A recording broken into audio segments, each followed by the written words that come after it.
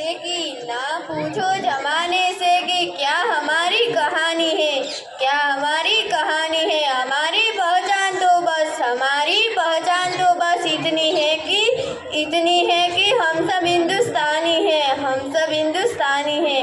આપ સૌને સુપ્રભાત। મારું નામ ચૌધરી ચિનલ છે। હું ધોરણ 8માં અભ્યાસ કરું છું। આપણે બધા જાણીએ છીએ કે આપણે બધા આજે એક વિશેષ પ્રસંગે અહીં ભેગા થયા છીએ। આજના દિવસને આપણે ભારતના પ્રજાસત્તાક દિવસ તરીકે ઓળખીએ છીએ।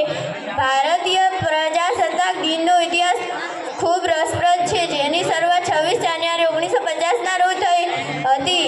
આપણા દેશમાં અંગ્રેજ સરકારના કાયદાને દૂર કરીને ભારતના બંધારણનો અમલ થયો હોવાથી બંધારણ અને આપણા દેશના પ્રજાસત્તાકનું સન્માન કરવા માટે દર વર્ષે 26 જાન્યુઆરીએ પ્રજાસત્તાક દિનનો કાર્યક્રમ ઉજવવામાં આવે છે। આપણે દેશના તમામ રાજ્યો, ગામડાઓ અને શહેરો વિશે સમાન વિચારવું જોઈએ, જેથી કોઈ જાતિ, ધર્મ, ગરીબ, શ્રીમંત, ઉચ્ચ વર્ગ, મધ્યમ વર્ગ, નિમ્ન વર્ગ, નિરક્ષરતા વગેરેને ધ્યાનમાં લીધા વિના ભારત કોઈ પણ ભેદભાવ વિના એક સુવિકસિત દેશ બની શકે। આપણા નેતાઓ દેશની તરફેણમાં પ્રભુત્વ ધરાવતા હોવા જોઈએ, જેથી દરેક અધિકારી તમામ નિયમો અને નિયમનું યોગ્ય રીતે પાલન કરી શકે। આ અધિકારીઓને ભારતીય નિયમો અને કાયદાઓનું પાલન કરવું જોઈએ।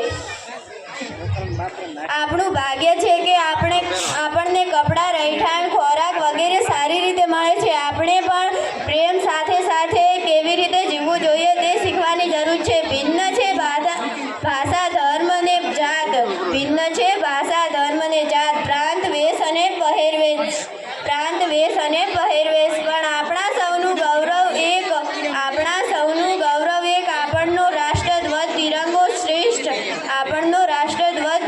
શ્રેષ્ઠ, પ્રજાસત્તાક દિનની રંગીન શુભેચ્છાઓ। અંતે હું એટલું જ કહીશ કે ચાલો આપણે સર્વે ભેગા મળીને એવા કાર્યો કરીએ કે જેથી ભારતનો ધ્વજ હંમેશા ઊંચો રહે। જય હિન્દ, જય ભારત।